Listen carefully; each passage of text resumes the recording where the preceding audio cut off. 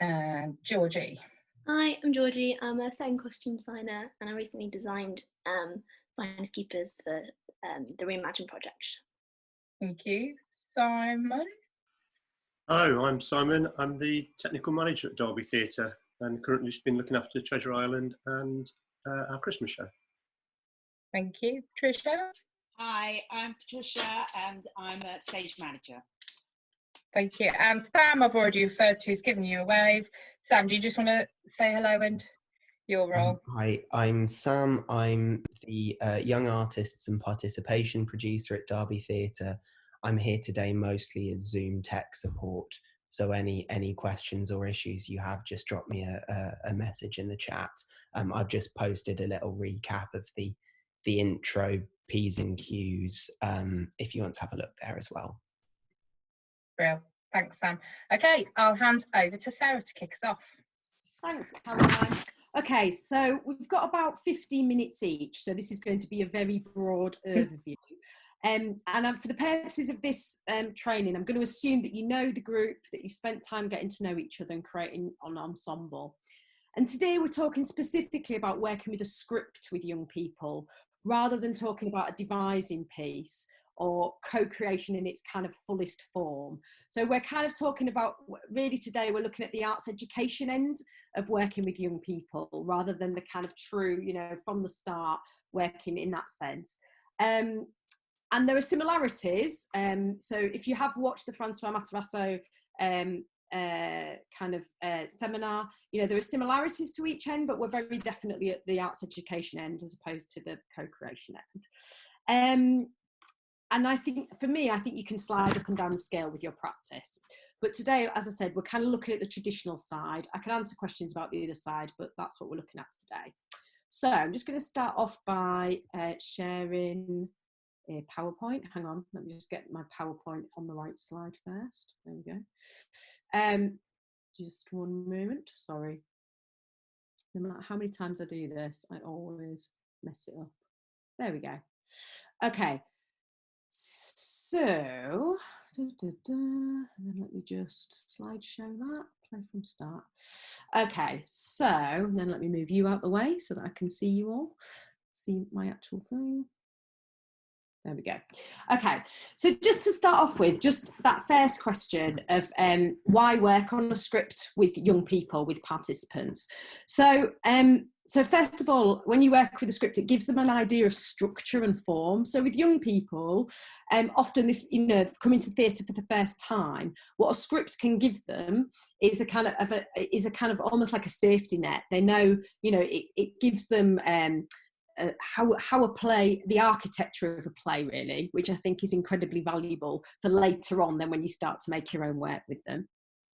I think that a great script can amplify the thoughts that we're unable to voice yet. Often, you know, young people, they're just going through their growing up, and there might be thoughts and feelings that they have that actually, if you were to go into a devising process, they're not in a place yet to give voice to.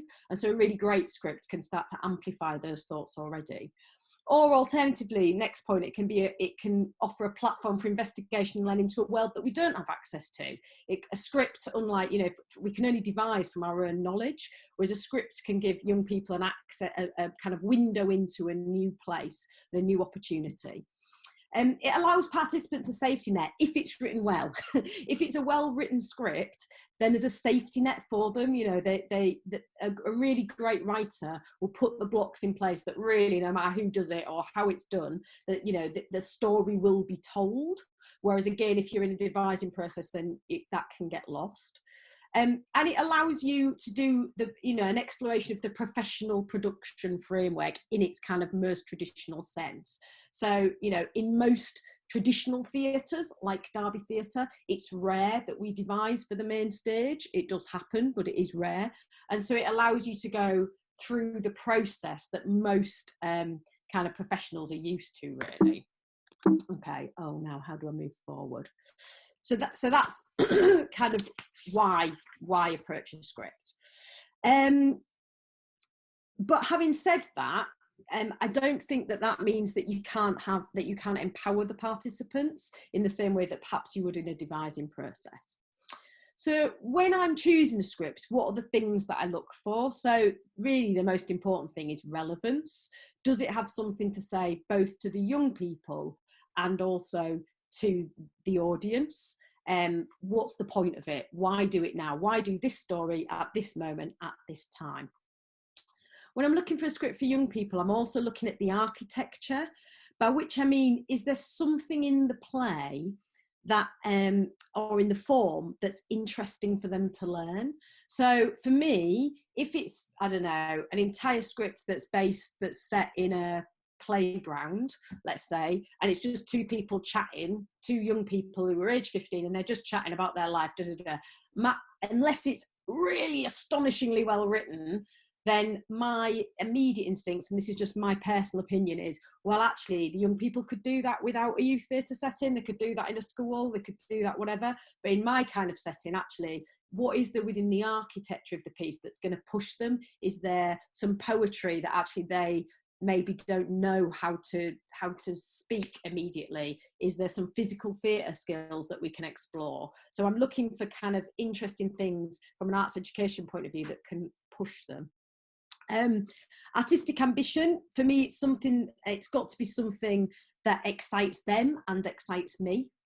And of course, the big difference to directing a professional piece is that there's got to be the opportunity for everyone.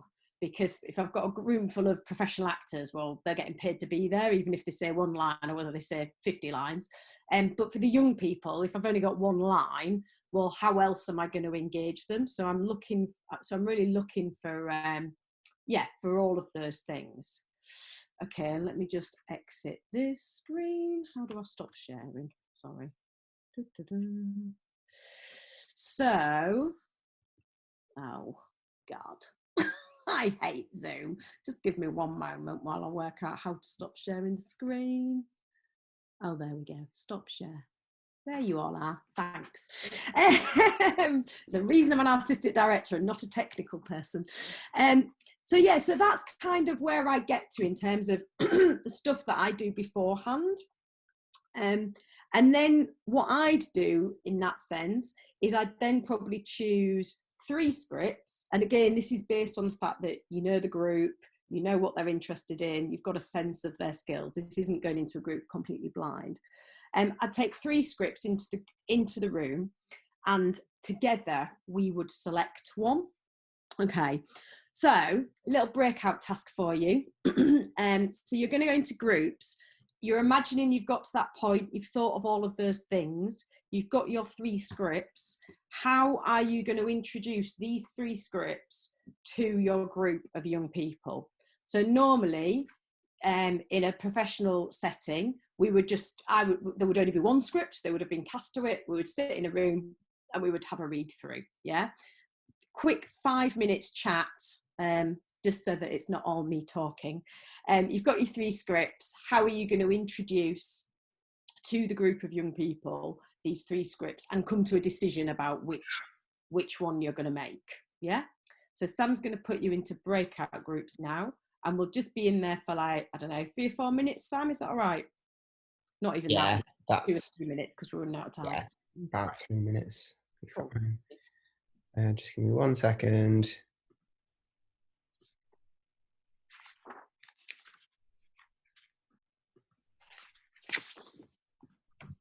There we go. You should have invitations to join breakout rooms now.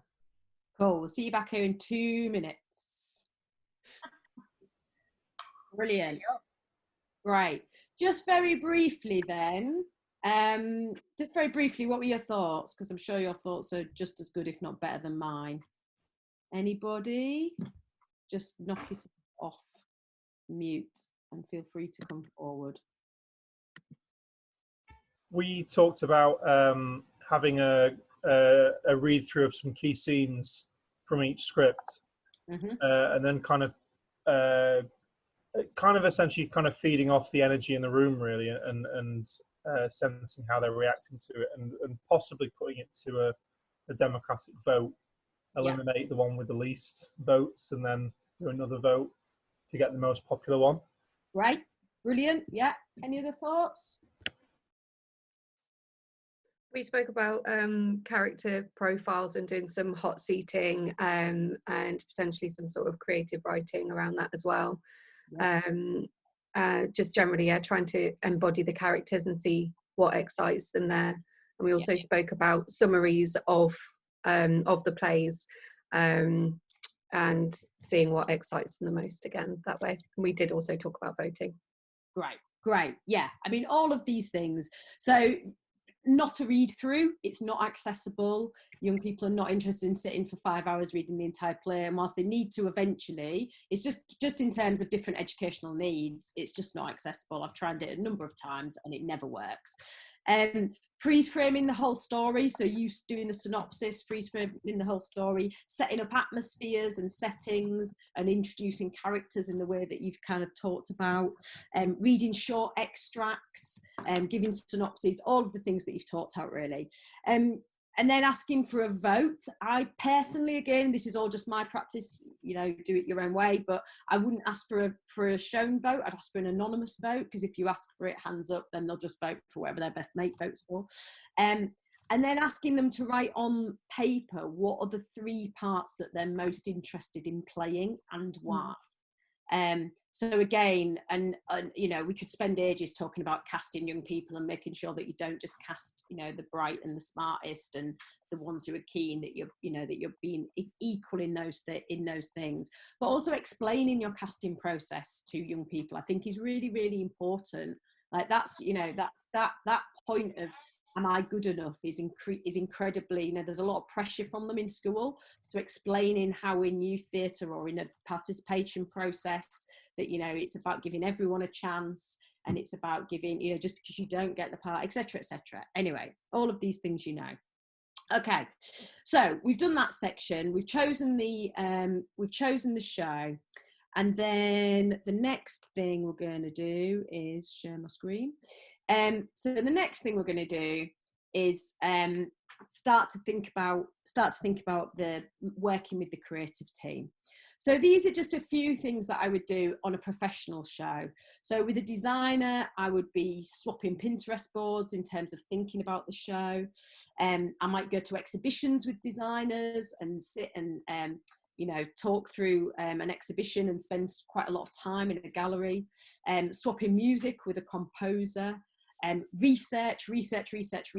I usually, on a professional show and a young person show, spend about a year in advance just researching the background to the show. Obviously, there's lots of cups of coffee and discussion with creative teams, and there's a fair bit of dreaming as well, and walking around the park thinking, what could this be?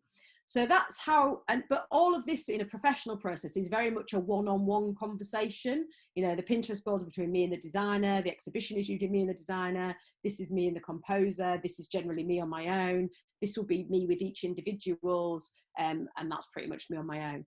So I guess your role as someone who's working with young people is just, how do you broaden that out? How do you take it further?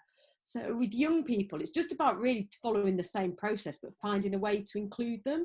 Now, of course, young people can do Pinterest boards. Of course they can. But again, that becomes a very lonely thing. Them at home sharing Pinterest boards digitally. How do you bring it into the room? So we would create massive collages. They'd be up on the wall. If we could go to an exhibition, then we would. But obviously, if we can't, then virtual trips. Or bringing like images from exhibitions that maybe I've identified, and then getting them to devise around, okay, you know the script, or you know roughly what the play's about, here's an image, I want a 5-minute devise piece around how does that image relate to our piece, and then that can then begin a conversation with the designer.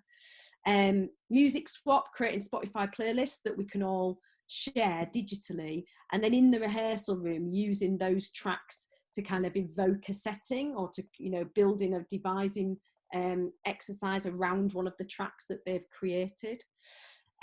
Research is still really important, and I think often we get nervous about asking young people to do stuff outside of the session, and of course they've got homework and SATs and A-levels and whatever, but actually if the task is quite simple and quite directed, then it's a way for them to take this work into their wider context. So can you ask your parents about 3 things from the 80s that they remember is not a huge task for them to do, but actually you can then feed that into the performance stuff. Thinking about the theme and discussing the theme. I'm sure you've all done the exercise around argument lines, you know, getting the young people to stand at one end of the room if they agree with something, other end of the room if they don't, and then kind of debating that. And then not forgetting to get them to dream about the piece as well. Like, you might only have a budget of £2.50, but that doesn't mean we can't dream about it. So I do a lot of automatic writing, you know, where you get young people or whoever, participants, just to continually write and write and write and write. And I also use a lot of visualization. So playing some music, participants are laid on their back, eyes closed, and we kind of visualize a scene. And then I might put a little thing in there, so like there's a box that a character has to open. What is the box that what's in the box? And that can begin those kind of conversations as well. So it's just making sure that that process that you go through as a professional, that you don't forget to, you don't skip that point with the young people. And often because of time, you kind of go, oh, we just get on and rehearse. And I think it's really important not to do that. So then moving then finally, sorry, I'm speaking at speed now because I'm aware of time, just about being in the room really. So I guess again, it's about when you're in the room, the difference between a professional process and a non-professional process is that you are, you're a director, but you're also a facilitator. So much as you would like to just work with 2 actors on this really amazing intimate scene and, you know, just really pull out of them their best performance, that's not your job. You're there in a participatory process, and your job is to be a facilitator of the room. And so if you've got 25 people watching this scene, and you need to find ways to include the 20 people as much as the 2 people who are on the stage. So whether that's getting them to play the scene and going, okay, and then asking the crowd, okay, what works there, what didn't work well, and so that everybody's learning is shared at the same time. I think that's incredibly important. Remembering that process and product are really important, so asking them to self-direct a scene. Okay, you go off, get that scene on its feet, and then your job is to hone it and to build on their ideas, not to railroad them. You're a shaper of ideas and an initiator. So I think it's that, you know, remembering when you're working with young people that it doesn't have to all be about their ideas. You're in that process as an artist as well. But so are they, and so their ideas are just as important. So whereas with professionals I might go, yeah, great, but we're not doing that. With young people and with participants, it's about actually where, you know, there might be times when I go, well, we just can't do that because of whatever, but it's really about working collaboratively in that space. And quite often asking questions. This is really important, I think, in all processes, remembering that you don't need all the answers, but also that even if you know the answers, it's not your job to voice them. So a phrase that I use a lot in my directing is, I wonder how this character might exist in the workplace, for instance. And rather than asking directly, how's this character at work? I don't know, like that becomes a real direct, well, I don't know, like you're asking me a question. Whereas actually if we wonder together, and I know the answer, I've done all my research, I've thought about this, I've, you know, researched, I don't know, 1940s workplaces or whatever it is. But by placing it and by being in the room in a way that is not me, putting me as teacher and them as answerer, if that makes sense, student, but I wonder how this might be, then suddenly you just create a different atmosphere. And I think that's really important. I could talk about language and that kind of thing for hours, but anyway. You're also a crucible for their creativity. So sometimes just being free to give them space that is completely theirs. So, and sometimes if you're lucky enough to have a writer to write that. So for instance, when we worked with Laura Lomas, there was a point where she wrote a stage direction, which was the earth turns on its axis and suddenly we are in a room. And I just read that and went, I have no idea what that means. So I just gave it to the room and the young people just came up with amazing things and ways that ended up, you know, in our final sharing of that. And you're also, Patricia's going to talk about being the stage manager. And having a stage manager, I cannot begin to say, is the most important thing, because it's so crucial, and they are the people who actually know everything. But I do think that young people will come to you. You're the leader. And whereas actors go, oh yeah, I know that I go to the DSM or the ASM or the CSM for these things, young people don't. You're their youth theatre leader, or you're their leader, or you're the person who they see leading the stuff. And so they place you in the role of teacher, whether they say it or not. And so you have to know the detail. So you need to understand as much as everybody else when the costume changes are, when this has happened, what, how Jamie's going to get from stage left to stage right, etc. And then this leads me on now then to your role in the creative team. So you're the conduit between the young people's ideas and the artist's vision, and making sure that both are equally respected. I think too often we kind of go, oh, well, the young people don't want to do that. So, well, there's a reason why you've brought professional artists into this process, and you need to respect that. But equally, you have to help the artists respect the young people's idea as well. You're the holder of all the detail, especially if you're rehearsing over an elongated period, which you often are with young people, maybe like 20, 30, 40 weeks sometimes. Things that were decided in rehearsal 2 actually are just as important in rehearsal 38, but everyone else has had 38 weeks. So you need to really hold all of that detail. And the way to think about it is that a professional process takes 4 weeks usually. So when you're on like your 10th rehearsal, you're actually on like day 5 of week 1 of a professional process. So, having that kind of similarity is really helpful. You need to be the one who is unnervingly positive. There will come a point where the creatives get pissed off because they feel like their vision is being not realized or whatever. That often happens, and there'll be a point where the young people go, but I had this great idea and you didn't include it. And so you need to be the unnervingly positive person who can make this happen. The listener, so the person who listens to everyone, but also the watcher. And by what I mean by that is, don't forget that your role here is a social one, that you need to make sure that whilst the artistic product is happening, that the young people are really looked after from a pastoral point of view, that they, that X and Y, they're not getting on.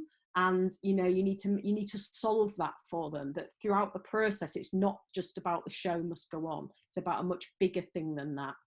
And also the one without the ego, like this isn't your directorial debut. This is an opportunity for you to work with and support and amplify the young people rather than yourself. I feel like I've just talked about 1,000,000 miles an hour, but hopefully I stuck to my time. So that's just a kind of like race through really of my approach working with young people. I think, am I handing over to you? Back to you. Yeah, I'll just pick up the reins whilst Georgie gets her PowerPoint ready. But thank you, Sarah. And there was loads and loads of stuff in there that I know lots of people have written down and captured. And because this is recorded, if you do need to revisit anything, you can contact us and we can share. So thank you, that's great. So what we're doing, as you will have seen, is with our 4 speakers, we're just kind of jumping through the main areas of the production. So our next speaker is Georgie, who's done some work with us on Reimagine project that I mentioned earlier, which is our performance making programme with young people working out in different communities. So Georgie, are you happy for me to hand over? Are you ready? Yeah, I'm ready. I'm just going to talk for a minute and then I'll start sharing some photos and images and things like that. Yeah, so I'm just going to roughly talk through the process from the designer's point of view and how it feeds into the creative process and the technical sides of the production, so sort of start to finish. So I thought it'd be useful to talk through, as Cameron mentioned, Finders Keepers, which was with the Reimagine programme, and kind of show you the development and the journey of the design from start to finish, so you can kind of see how it starts off and how it changes with each at each stage of production and each all the inputs that come into that. So Cameron's already given you some kind of context of that. So Finders Keepers is a show, the Reimagine project, and we were working with children around 8 years old from local schools, and it was going to be the curtain raiser for Treasure Island. So to develop this performance, sessions were held with young people, with director, writer, Simon's actually here, so give us a wave, Simon, he's the writer for this, so apologies, you'll have seen all of this already, but and then to sort of develop the story and the songs, and that was all happening while I was designing, so it's a little bit of a different process. So just talk you through all of that. Let me just share my PowerPoint, and then I'll get onto the first stage that I've identified. Okay, can everyone see that? Oh, let's go back. Okay, so the first stage that I'm kind of talking about is the original discussions and research stage. So start the process, as Sarah mentioned, talking with the director about the kind of meaning of the piece and the overall feeling, and as well as the where and the when, and just developing the visual world and what it should look like. So then this defines what kind of research I need to do and what I'm going to look into more specifically. So it's a kind of open discussion from the beginning, just about what it's going to feel like. So in this case, I'll show you some, I'll show you some pictures of the kind of thing that I'd send and we'd discuss. So yeah, as Sarah said, like Pinterest boards and mood boards. So I sort of send, can you see my cursor? People nod if you can see my cursor. Cool. So I can point to things, it's much more helpful. So we were talking a lot about imaginative play and what's considered treasure and found spaces and groups. So we kind of, from very early on, were like, oh, this needs to be a den. So I collected lots of images of recycled objects and playfulness and creating spaces, which is a theme that kind of started from the beginning and just fed all the way through. So these are the kind of things I'd send and talk about. And then another thing I find really important at the early stage is kind of finding the real life examples. So these pictures on the right are photos I took of a florist school I found, which is kind of the real life version of what I imagine the set to be. So it's kind of helpful just to make it feel authentic, because whatever I imagine a child to do won't ever be as accurate as authentic as what would actually happen. Yeah, so in terms of how young people informed the design at this stage, as I mentioned, the sessions are happening in parallel to the designing. So there was a lot of sort of communication between what was discussed in the session and what was going on, and I could kind of feed off of that. So lots of ideas about where the story was going and lots of the games that they were playing kind of helped my decisions. So I remember early on there was a task to draw, that the young people had to draw what they would bring to a desert island, and then from that there was loads of little ideas I could pick out and sort of feed into what I thought might work in the set. So for example, I think seeds was one, like a garden, so that sort of, you can see this image here. I kind of went on to look at little mini greenhouses and just using those ideas directly from the kids to make it feel authentic again. And then there's another task as well about sort of imagination and turning objects into toys and treasures, and that was the theme that we really ran with. So a lot of the set was repurposed objects turning into new and much more exciting things, basically.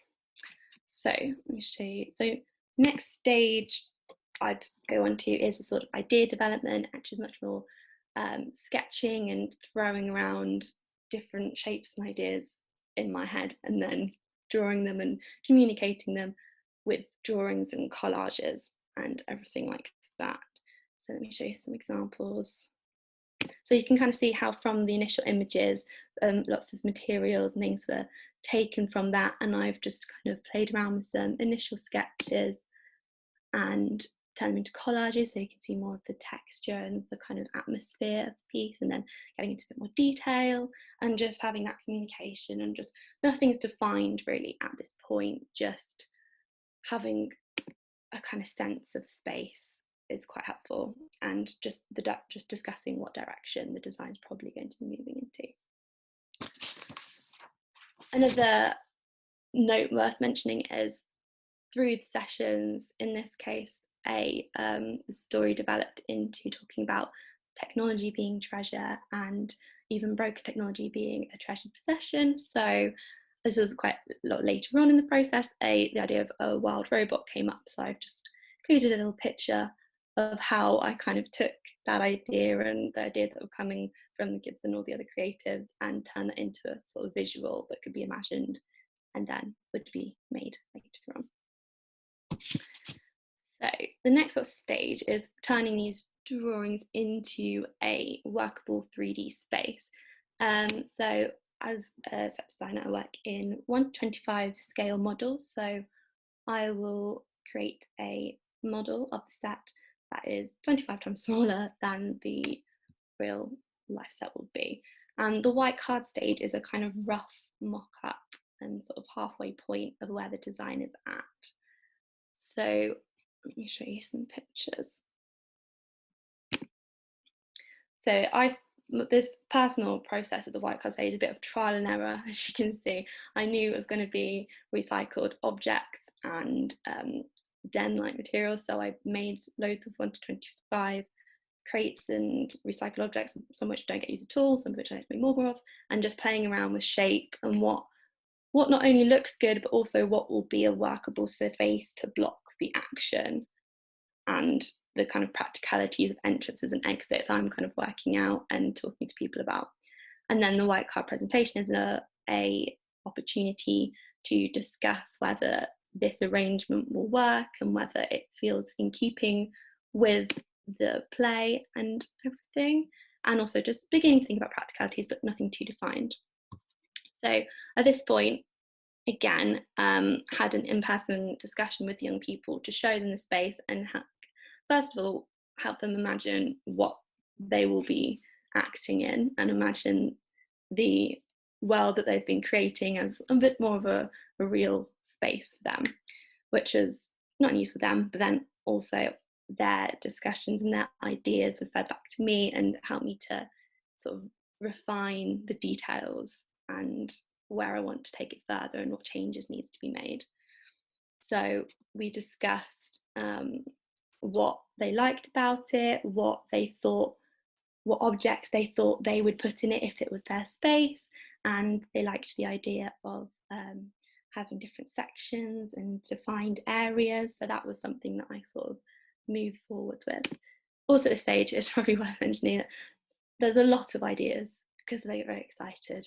So it's kind of about managing expectations and making everyone's ideas feel valid and thought and heard, but just maybe suggesting or just listening to them all and just using what you think is most relevant. So from this white card stage, I'm going to move on to the final model. So so the final model is the sort of as close to what the set will look like in real life. It's what everything is referred back to, and it has all of the details and is how I want it to be, basically. Not just to show the other creatives and the children, but also the more practical side, so showing the production manager and people who will be involved in the making of it in real life. So again, it's a 1:25 painted version. Sometimes if the white card is at a certain level, it's sometimes painted up and not changed that much, but sometimes the white card is scrapped completely and then started again, and it could be very, very different. This one was quite close, so I'll show you the final model. So this is what I ended up with. As you can see, it's quite close to the original. And you can kind of see where the original research, like for example, with the forest school, with the paintings on the trees, you can see the kind of details that go into that. And talking to young people about the different areas, we have little signs and, as I mentioned, greenhouse, and everything that's kind of been discussed throughout the whole process is finalised into this design, and the model is the ultimate way of showing that because it shows the 3D space. You can imagine the young people in it and using little model people as well to feel how big it's going to be and just imagine all the action in it. So obviously it's built to scale, so dimensions and the floor plan is all worked out then, and then we can start the discussions with the production manager and the team, talking about the practicalities about that. So from the model we can look at how it's going to be built, as I said, the dimensions, blocking the action, and where we're going to start to source the materials and the props from, and just every little detail has gone through from the model. So if it's in the model, it needs to be talked about, basically. So if we move on to sourcing and building, which is next stage of the process. So Find SKU was quite a small budget, so anything that we could source or recycle, we did. So obviously this project lent itself to that quite nicely, being a found space and a recycled and built area, which is partly why it came to that. So from the model, take dimensions and create technical drawings, as you can see here, which again are to scale drawings, and they help with the working out how things are getting made and how it's all going to be put together. So then we have some pictures of just the making and painting process that I had. And so I used the model as a reference, so copying the paint from the model to be how I want it to be, and also showing other people how it's going to be put together. It's just the model's always there in the workshop, in the paint shop, everything. That's just where it gets referred back to. And all the props and everything, the lists are created from that with the production manager, and we'll start sourcing where we're going to get things from, say prop stores or it has to be bought. That will all get decided. Just talk about this bit here. So from a practical point of view as well, the model, there are levels and platforms, and from a safety point of view, these look like pallets that obviously wouldn't be stable enough, so there's a bit of sort of trickery involved in this process. We've got some steel deck here that we covered and painted to look like wood, and did a bit of a paint job to make it look like a pallet. So it's the kind of thing you have to consider, is just, it's not always going to be exactly all about the aesthetics. You've got to compromise and adapt design for the safety of not just young people, any sort of actors, and the practicalities of what you can get with your budget and what's already maybe in store and what needs to be bought, things like that. So I feel like that's my kind of overview, but wait, let me just go back to this. It's actually a lot harder than it looks. Okay, we're back, right? Okay, so have we got time for a breakout room? Maybe let's leave it till the end, and if we have time at the end, we'll come back to it. But Georgie was just going to get you to think about like found objects, and you know, if you've got a budget of £2.50, like how are you going to make your dreams come true and realise your visions? So perhaps be having a little think about that, and maybe you've got some examples of projects that you might have done yourselves or ideas that you've got, and either we can put those into questions at the end, or if we have a bit of time, we can do it as a breakout group. So have you thinking about that.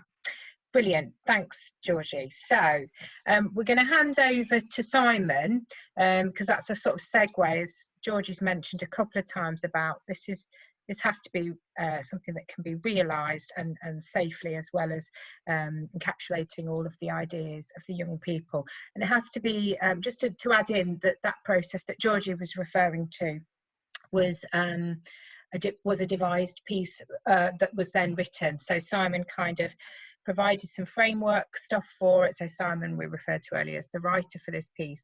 So it was an interesting combination of kind of devising that then became a bit of script that then came back to the young people, perhaps with bits for them to also fill in. So it's interesting to hear of those kind of combo versions of the way we've worked on this one.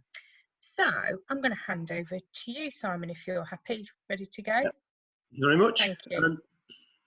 I've kind of, to talk about young people, I need to just explain the process slightly and explain how difficult it is sometimes to get young people involved in this process. We're very good at getting actors involved in, young people as actors involved in youth theatres, but we're not so good at getting young people involved in the process of making the production. I'm going to quickly whiz through in different stages, and I'm using a main house show as an example, but then I'll come back to this show that Georgie's been talking about and the young people towards the end.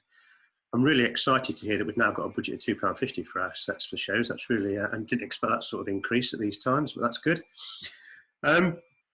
So section 1 I've termed as dreams into reality. So the role is, as it's really picked up now, is we have to take the director's vision along with the designers and their ideas and turn them into reality. And with young people, of course, they want to see what it's going to look like as well. So you want to make sure their ideas are there. Key for us is that there's no surprises to anybody. If we can't deliver something, we need to be upfront about it.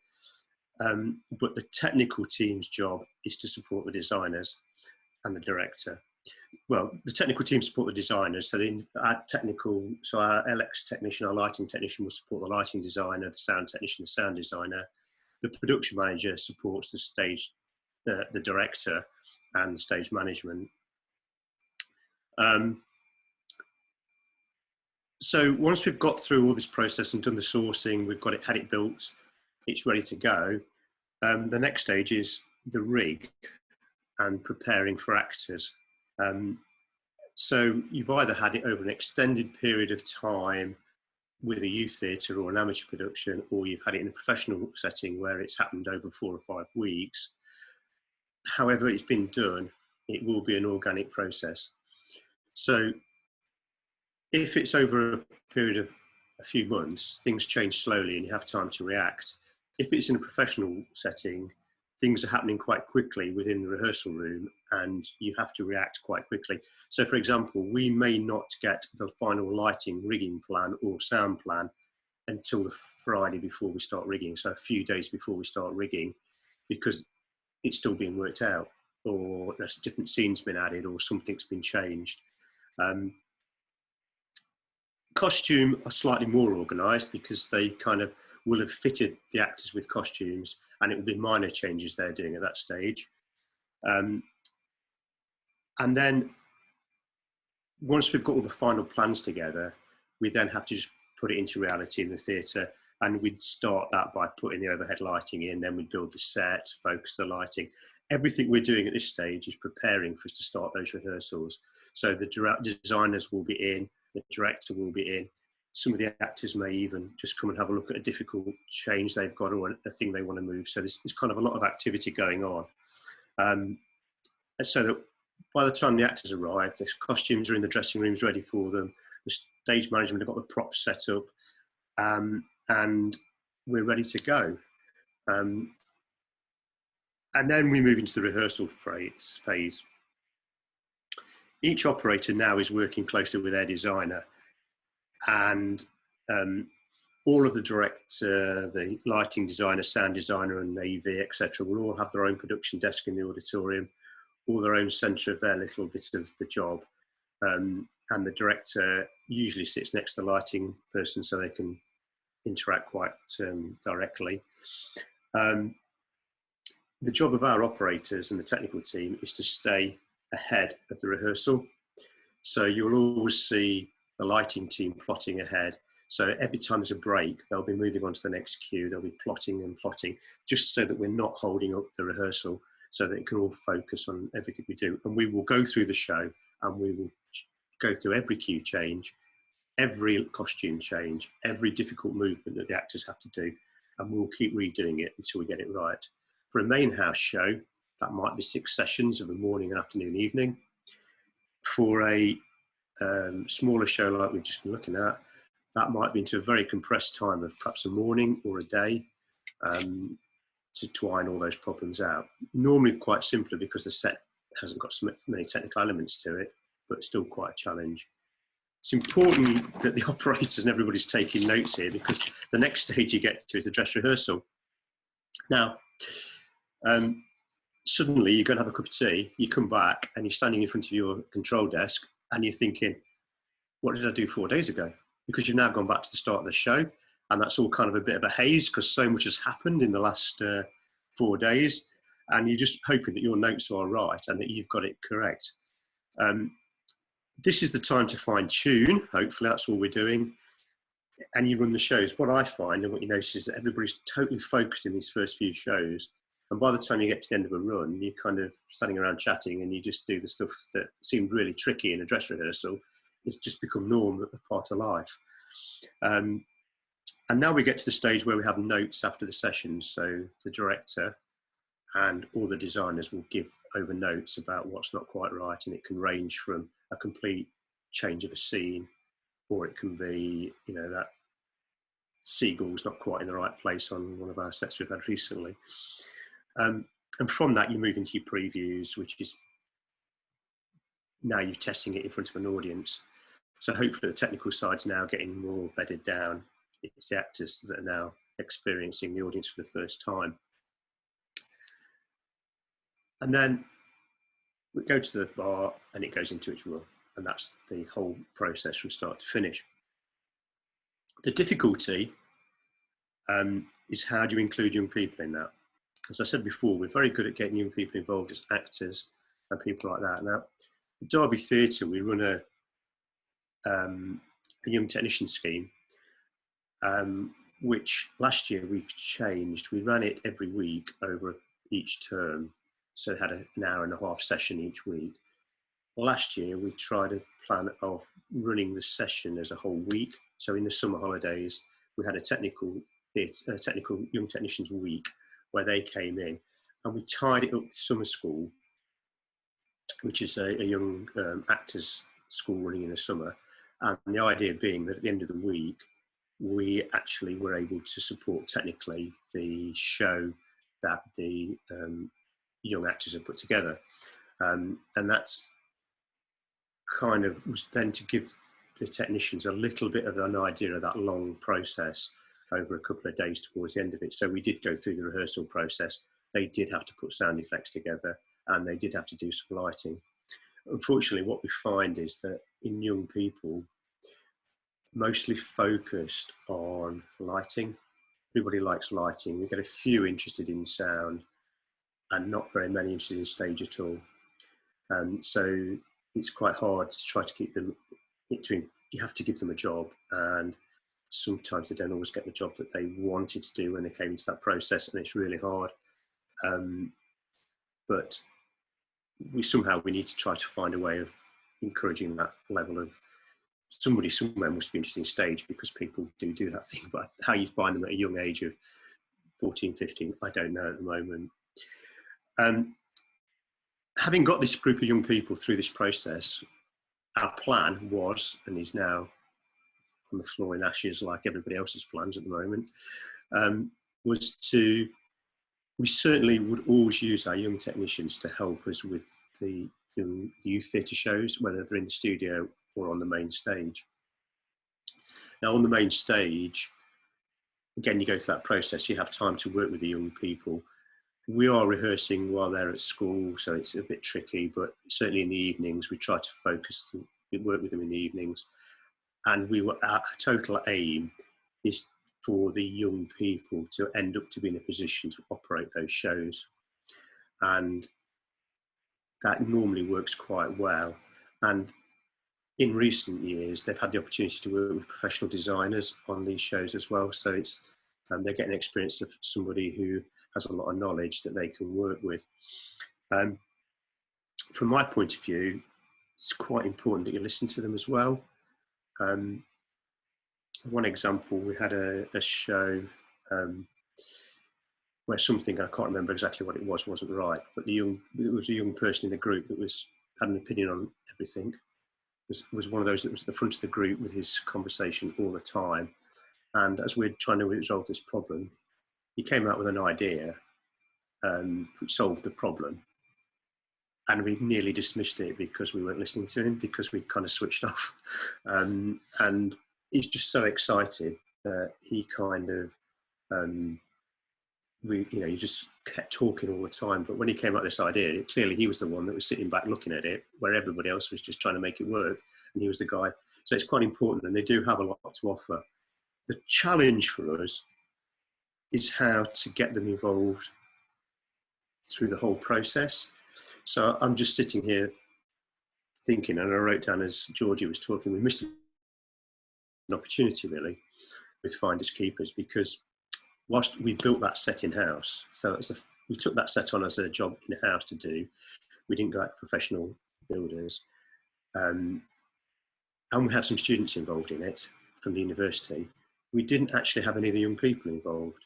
So out in the communities where we found all these young people for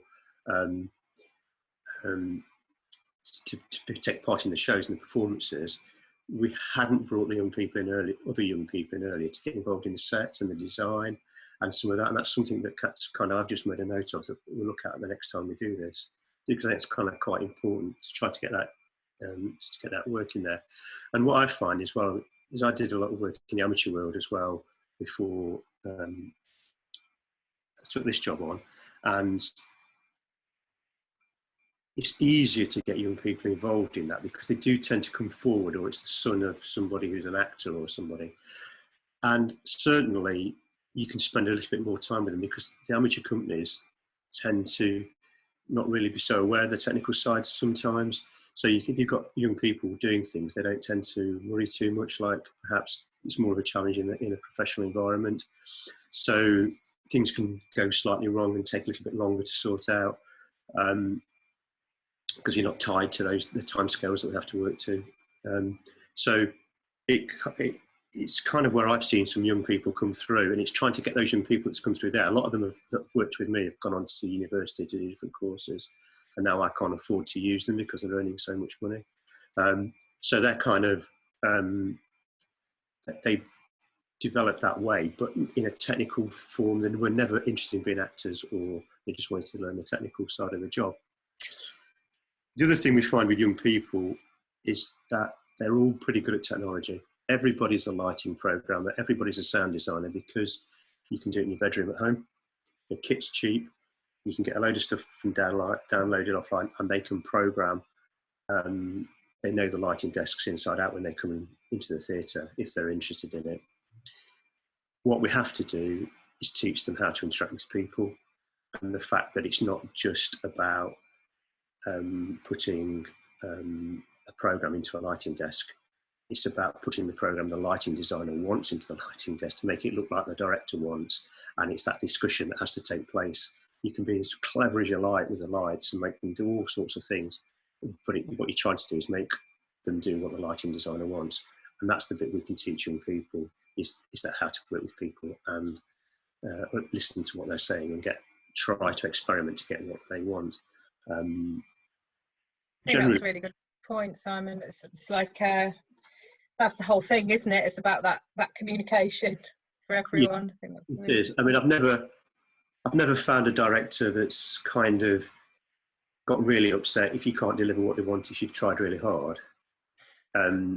If you just go, oh, I can't do that, it's too hard. But if you have a go and get somewhere there, and they can see that the process that's been gone through, and you go, okay, I understand that, it's fine. So it's that communication is essential to it, and it's just getting young people to do that. And also working on school productions, it's quite interesting the way some of the tutors in the school, the tech teachers in the school, work with the young people as well. I've seen lighting desks with 4 people around them, running a show, each taking an alternate cue, one after the other. Talk about adding complication, but at least they all felt involved in it, and they kind of, that's what they trained to do. So they kind of were getting the young people involved in it. So I was quite impressed in the end. Yeah, great.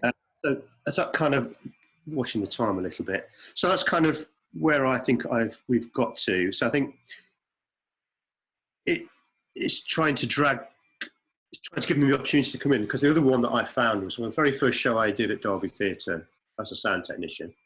Suddenly halfway through the Christmas run, I got in one night and was given a young person oh, so-and-so is shadowing you tonight, and kind of, it's a bit of a surprise. So I thought, well, okay, and talked him through what we did and everything. And because by that time I was completely familiar with the show, I let him operate part of the show, and he was just like made over. And now, I don't know whether he ever went on to do anything in the theatre, but certainly at that moment in time, he kind of felt like he certainly has had an opportunity to test what he was going to do, and it's trying to create those sort of opportunities that I think are important to the young people. Absolutely. And that's where we are. So that's kind of, you know, I've run through that a little bit quickly, but that's where we are. Catch up a little bit. Thank you. Thanks very much, Simon. Yeah, it's great to sort of hear all those relationships and how they all interrelate. And I think that's something, if you know that bit, and then perhaps your model that you're working on isn't exactly the same as it is in, you know, the main house theatre, but at least if you know what those relationships are, you can make sure that all of the points are picked up on, even if you're doing the job of 5 people or whatever, or you're giving the young people those jobs. As long as they're supported, I think that's what's really important. Yeah, and I think so I'm going to hand over to Patricia, who's going to talk about it from the sort of the stage manager's side of things and how they kind of hold everything together. So over to you, Patricia. Thank you. I'm aware of time, so I will speed through very quickly on stage management. Usually on a show, stage management is made up of 3 roles: the stage manager, the DSM, deputy stage manager, the ASM, the assistant stage manager. Now, when I've worked with young people, or indeed people like in their first year at drama school, I immediately put them in the place of the assistant stage manager and treat them exactly the same as the ASM that's getting paid. So if they mess up, I will have words with them. If they do really well, I'm going to praise them. So pre-rehearsals, one of the first things we do pre-rehearsals, obviously, is we read the script, and from a stage management point of view, we write and get together all of the information from that script. So we do a list on the light, where some of the lighting cues are, where sound happens, where we think costume changes may happen. Somebody may exit in scene 1 and they come back in scene 3 in pajamas. So we make a note of that. We get all the rehearsal props together and the furniture. We get information from the designer, from the model, of what the set looks like. And so we try and replicate as best we can the rehearsal stuff in the rehearsal room, mainly because it just makes life easier for everybody. We do the markup, which is that there's 1 to 25. So we have the set in tape on the floor. And we check the rehearsal space in the area, so that we know where toilets are, where the cafe is for a discount, where the banks are, where the cafes are, the best coffee, all the best sandwich, all of those things, which when you first start rehearsals, you don't really want to waste your lunchtime thinking, oh, do I go there do I go there to eat or there? That we have that information to share. So once we have all that information together and we've set up the rehearsal room, we always check with the director kind of which way around they want the set, where they want to sit. It usually will be the windows and the door to the rehearsal room behind you, so that when you're looking at the space, you're not seeing people come into the room, or indeed got light in front of you that you can't see the actors' faces. So we tend to have a discussion with them of how they want the rehearsal room set up. There can be lots of different people in the rehearsal room. So I've worked with performers with disabilities and with young people, and it's about making the rehearsal room home. It's about making it safe, that people have their corners, they can do what they like, they can, you know, crawl into a corner, have a little nap and feel comfortable doing that. And my job is to make sure that, yeah, that it does feel like home, and that there's everything there that they need to do their jobs at the end of the day. So as I said, there can be lots of different people in the rehearsal rooms. If you're working with performers with disabilities, there will be personal assistants that will be there, and with young people, that there'll be chaperones there, and it's making sure that those additional people in rehearsals know that it's still a working environment, and that they know the setup of how rehearsals are run. Because I have had instances where I've had a couple of chaperones in the corner having a little chat. And so it's just making sure that people know that it is still a place of work. We are, as stage managers, the sort of linchpin, I suppose, of kind of developing the artistic process and the rehearsal room, and making sure that all the different departments get the information that they need to do their job. It's also great to be able to, with the director, I think Sarah mentioned this, of knowing having the knowledge of what each department does and what their process is, which then makes it so much easier for you to be able to understand what they have to go through. So for instance, in the workshop, if they're building a ramp and in rehearsal somebody comments about the ramp might be too steep or whatever, you need to jump on information like that very, very quickly, because a ramp is going to take a lot of time to build. So it's issues like that you have to jump on. So the stage manager is the person that kind of does that, the coordination, to make sure that everybody gets the information that they need from the rehearsal room. The deputy stage manager does makes up what we call the Bible, the prompt copy, the book, and basically it is it has a script in it, which can either be on the left or the right hand side, depending on if you're left or right handed, and it has all of the information for the show. We always make a second copy because you never know. It will have all of the lighting cues in it, all of the sound cues, all of the fly cues, costume changes, entrance and exits, all the blocking. I did a quick one here, if I can just quickly throw that up. Where are you? There we go. So basically, as I said, I'm right-handed, so I have the script on the left-hand side. Obviously, if you're left-handed, you swap them over. Some people like cross-writing. I don't know how they do that. Most people usually divide the page up into 3 on the right, on the side that you don't have the text. At the top here, I usually put the elect, sound and fly cues, so that whatever page I'm on, if the director says, let's go to page 3, I know that on that page, I know what lighting cue we should be in, what sound cue has been completed, and what fly cue has happened. So I know that the next fly cue is going to be fly cue 4. We give ourselves a little standby here, and we just list down all of the standby cues. So I've got standby, that's cue 5 to 7, sound cue 3, fly cue 4, and cue elects up left. Now what that is in entrances, we have cue lights, and we also set them up for the lighting operator, the sound operator, one's up in the flies, usually in most of the entrances and exits. And that's a lot of those cue lights are there for, if you can't see the action on stage, the deputy stage manager will then cue you on. And it has a red, which is standby. It flashes, you acknowledge it, and then you get a green. So to mark up the book, I've just done very quick, simple ones here. So I've got Elects cue 5, which is a snap elects to stage right, and sound cue 3, which is a thunder cue, and that goes on the word chicken. So it would be Elects cue 5 and sound cue 3, go. Next one, Elects cue 6 was the build stage left. It's a 5-second build, and it goes on after they're jealous.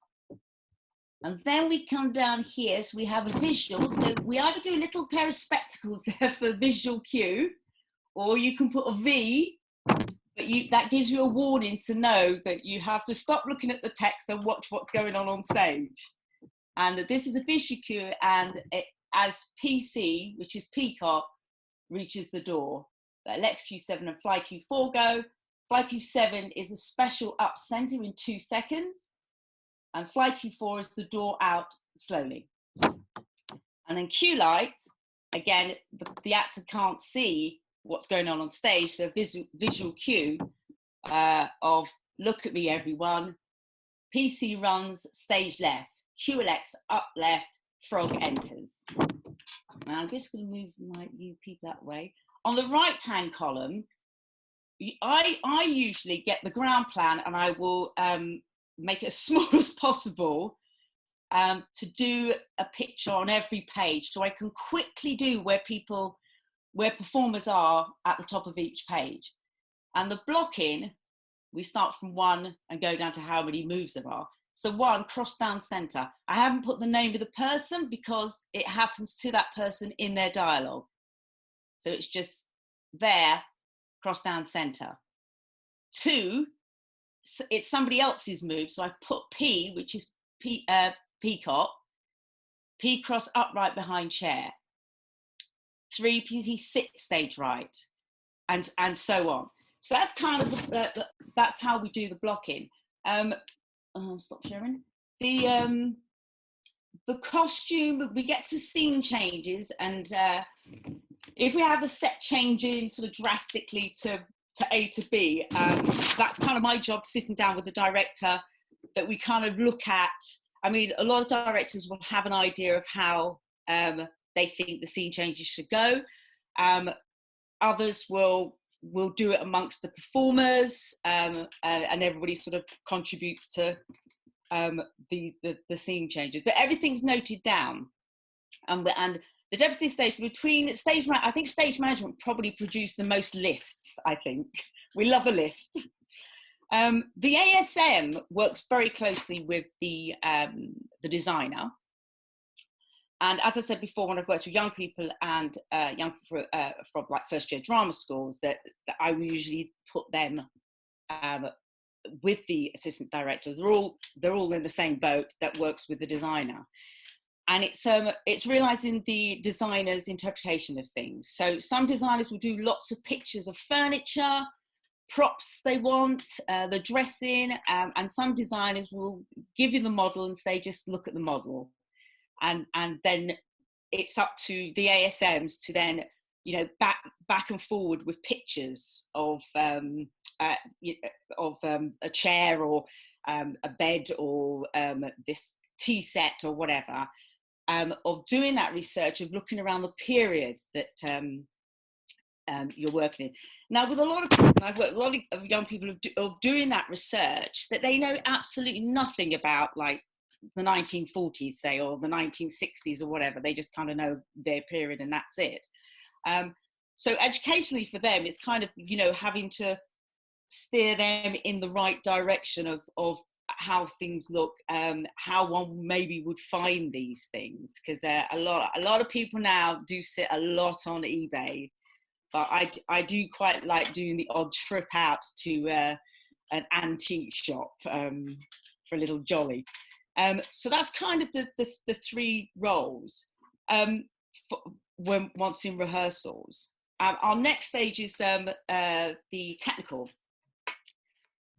which I run, and it's with the so many of the different departments of the designer, the director, all the creatives, of looking at what happened in rehearsal. Can that still happen on stage? Because sometimes you find yourself in a position where an entrance downstage right isn't quite big enough to bring that cart on, but that's where you were bringing it on in rehearsals, because there's now a speaker there, there's now some lighting there, and I spend my life with production managers going, why is that there? That should have been drawn on the ground plan. Why is that big, those sub speakers are there and lighting bars and things, and it's, you know, it's a compromise, because the show has to be lit at the end of the day, and the sound has to be there. So once everything, you know, I decide with costume of where the best place for quick changes go, the props tables, cue lights, the blues, lighting blues in the wings, all of that, of trying to create an environment that's safe for everybody, because I think it's such a change when you go from a kind of a rehearsal room into the stage and the space and the theatre space, that things do fall apart. Now, we always say that when you get to technicals is that everything falls apart because everything comes crashing together on day one. And technicals, always, the start of them take forever. And I don't know why. I really don't know why. To get started on that first lighting cues and sound, I really don't know why. And if somebody knows why, please tell me, because it always takes forever. So I run the tech. So basically, which just means number one, at the top of my list is safety. If in the wings, if you've got people, you do not run in the wings. If you're 90 years old or 14, it doesn't matter. Nobody runs. And it's the safety of people in the wings. And that everything is where things should be. And that everybody, including the creators and the technicians, that everybody feels happy and everybody knows what they're doing. And it's for me to start the tech, that we go through. If somebody needs to stop for whatever reason, we stop, we talk through stuff, like, oh, is that, because the deputy stage manager also, has written down in the blocking if somebody's downstage right. And so the lighting designer has put a lighting cue down there for that to happen. But then it got missed, say, for instance, it does happen all the time. It got missed that information was passed on to the lighting designer, that position has now changed and they're actually going downstage left. So we have to stop to adjust things like that. I love technicals, absolutely adore them. They are madness. You have to keep so calm and have, so many people talking at you. But it's keeping that control and keeping the calm. And whenever anything goes wrong, it's that person to be able to go, hey, it's all right. Everything's going to be fine. Long days, they're very, very long days. And it's clocking when people are tired as well. With the take, as I said, health and safety it's about taking care. It's about taking care of each other. So, if people are begin to get really tired and stuff, then you know what, it's better that we call it a day and come in fresh the next morning. The running of the show then becomes my responsibility. So I have to make sure that whoever is on stage sticks to what the director directed. That we don't have, if somebody sort of says, oh, this, I think it would be better if I did this, then I'll take that on board. I'll get in contact with the director and go A, B, C, D. And if that director agrees and says, try it and see how it works, then that's what we do. Or if they say no, then we don't do it. So it's my job with front of house. I start the show and that the show stays the same. Obviously things get tighter within it. And I suppose it comes down to me to make those judgments of whether things, which things I have changed in the past when I have had conversations with directors. I do like to get involved with the director of being able to understand their vision and also the designers, so that I can make those judgment calls if there's a fly cue that, could go a little bit earlier or a little bit faster because of the way the scene's being played, that I feel that I can be in a position to make a call on that, rather than having to ring the director every 5 minutes or the designer to say, listen, you know what, that chair's not working, so I've got another chair or whatever, that I'm trusted to do those things. The DSM cues the show during the run of it. They sit at prompt desk with their little cue lights and they call all the lighting cues, sound cues, fly cues and everything. They are the most important person on the stage management team, I think, the deputy stage manager, because they're the one in the rehearsals. And as a director, you need to trust that person, that person understands your vision and the scenes and the emotional roller coaster of the play. Because I have worked with deputy stage managers who say things like, what director said, can you call that cue? But it's way, you know, a good deputy stage manager when a director says, just feel that cue, rather than at the end of that line, can you go beat, beat, then call lights down. If a director can say to a deputy stage manager, feel the cue, because they know the scene, they know the emotional position of that performer on stage, that they can go, do you know what, I can hold it a bit longer tonight, or the scene's not going very well, let's call it quickly. So there's that kind of relationship bond that needs to build from day one, and it's a very important role, because I think it's a little bit unnerving for a director when they don't get on with the deputy stage manager, because the show is left in their hands. Because if something happens where a fly cue, say for instance, a fly cue can't come in, can't happen, it is the deputy stage manager with the stage manager has to make the decisions of what do we do? Do we call that lighting cue? Is it going to look horrible? Do we skip it? And it's making those decisions very, very quickly. The assistant stage managers, and they run the wings basically. So they're in charge of the props, the furniture. They, you know, that if actors are moving furniture on and off, that they assist with things like that to make sure they're out of the wings again, that things are put in the places that they're meant to be. I like to assign furniture and things to places in the wings, and that's where they always live, because then we get to know our tracks, that we know that we're not going to walk around a flat and there's going to be a chair, but that we know that after certain scenes or whatever, things are going to be safely put away. As far as kind of like of the young people that I have worked with in the stage management role, many years ago, with the lovely Philip Haley, who was the artist director of Theatre of Stratford East in London. We approached the Arts Council and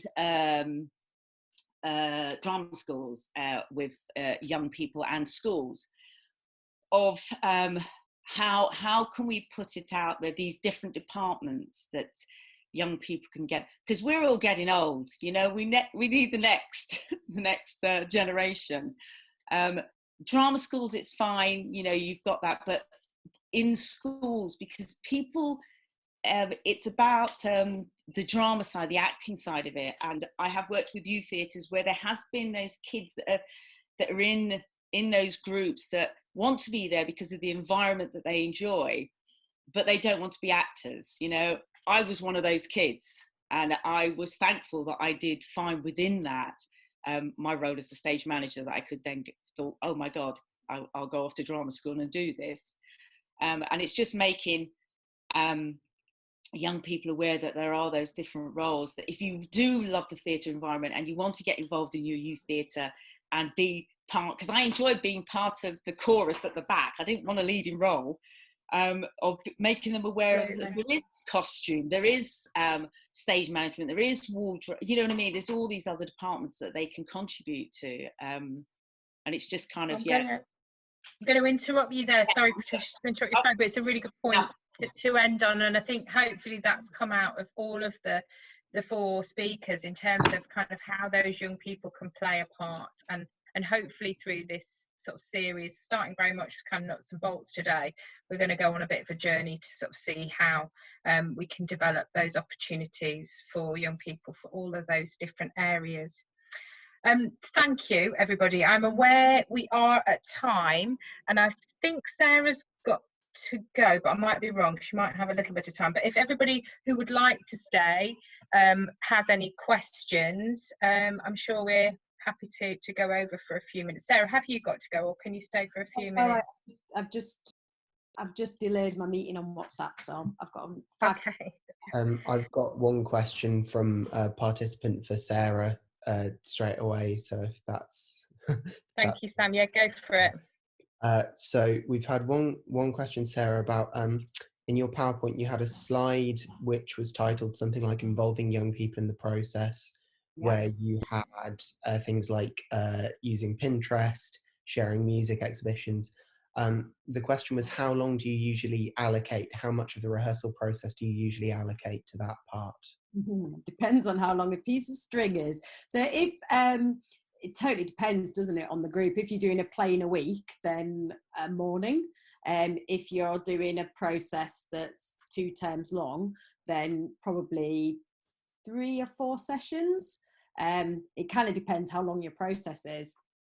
But yeah, that's not massively helpful, but yeah. Thanks, Sarah. Does anyone have any other questions or thoughts? Because I'm aware that obviously everyone's coming at this at different stages or different contexts, and your context will really dictate how you've worked so far. But I guess just hearing the roles within the building might enable you to go, well, actually I could do that way, or I could get a young person to support on that, or no, I definitely need kind of a mentor in there. So has anyone got any thoughts about either how they might take this away, or any other questions that you want to ask of the panel? Simon.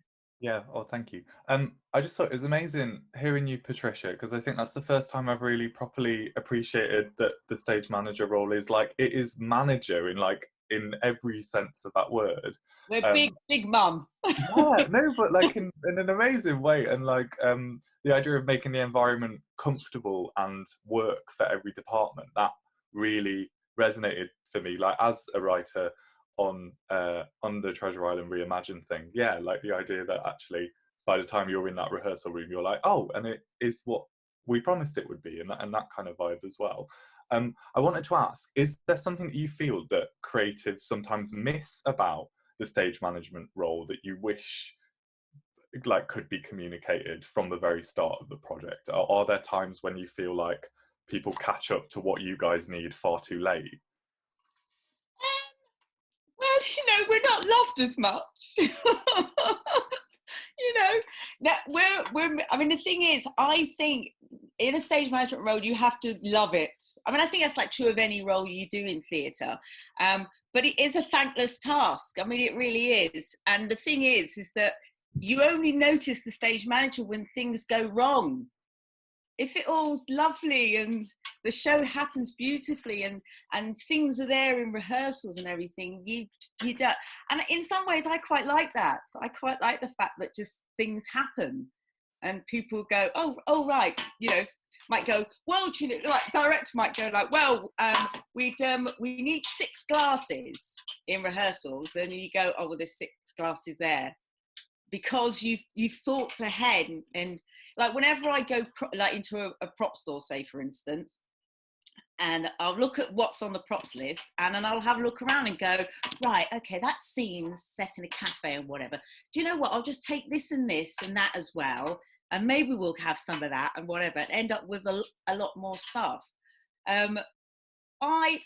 Do you know what I mean? I think if you talk to other stage managers, they might have a long list of, the bowing that people should maybe bow every morning at a technical to them. but I just get on with it. And, and it's nice when people do say thank you.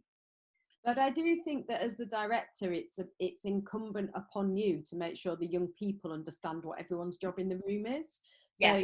Quite often you sit in a youth theatre session and there'll be a stage manager in there, and the young people are like, who are they? What are they doing? Yeah. And they're like, because the young people haven't been included in that. And yeah. So going back to that first question, if you can have a session, if you've got the luxury of time, then having a session that goes, right, today we're going to do a bit of what Patricia's going to do. Patricia's going to be here throughout the process, and often I'm aware that in participatory sessions you don't have the luxury even of a stage manager, but when you do have that, or even when you don't, it's still important for the young people to understand what their role is. So setting up a session that goes, right, we're going to read this scene, and actually we're not worrying about the acting. All we've got to figure out is what's the props and scenery. That's all we've got to work out.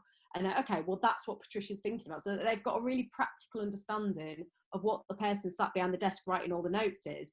Because like Patricia said, if it doesn't go wrong, then she doesn't need to get involved. But they need to know that when it does go wrong, there's somebody there to catch us all. Mm. Yeah.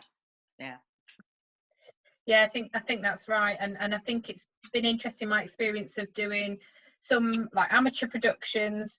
There's somebody there that could be doing all of the stuff that a DSM does, but I'm not quite, I don't know, I think sometimes people aren't deployed in the right places, and you think you've got enough people, let's say you are in a school and you've got lots of young people that want to get involved, then even if you're not doing it as brilliantly as Patricia obviously would, at least if you've got a note of the blocking, then everyone's not going for half an hour, oh hang on, what did you come in there, or did you come, oh I can't remember, can you remember, you know, and it's just kind of having the basic functions there, even if you haven't got all the actual kind of roles in place to do that. I think it's working out what your absolute necessities and getting those in place.